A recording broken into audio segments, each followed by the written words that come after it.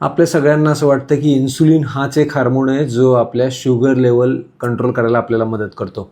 मात्र त्याच्या व्यतिरिक्तही अजून एक खूप महत्त्वाचा हार्मोन आहे, GLP-1 ग्लुकागॉन लाईक पेप्टाईड 1 नावाचं एक हार्मोन, ज्याचं प्रोडक्शन आणि सिक्रेशन आपल्या लार्ज इंटेस्टाईनमध्ये, स्मॉल इंटेस्टाईनमध्ये होत असतं.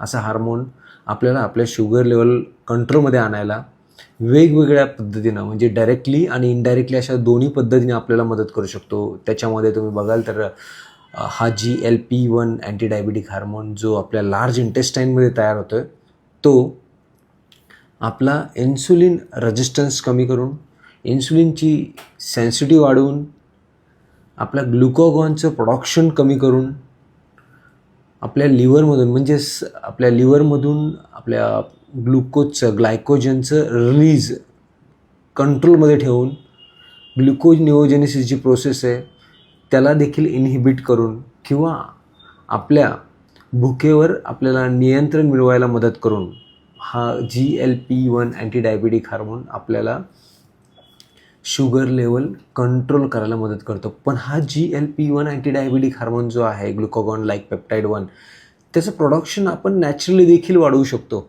आणि ते आपल्या हातात आहे.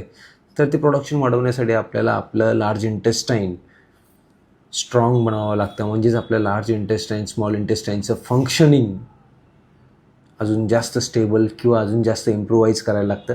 आणि ते करण्यासाठी आपल्या डाएटमध्ये फायबर्स असणं गरजेचं आहे. आपले जेही प्लांट सोर्सेस ऑफ फूड आहेत, वनस्पतींपासून भेटणारे जे काही अन्नपदार्थ आहेत, त्याच्यामध्ये फायबर्स प्रेझेंट असतात. आणि आपण जर डेली आपल्या जेवणामध्ये 25 ते 40 ग्रॅम फायबर्स ठेवले तर ह्या GLP-1 अँटी डायबिटिक हार्मोनचं प्रोडक्शन वाढायला आपल्याला मदत होते.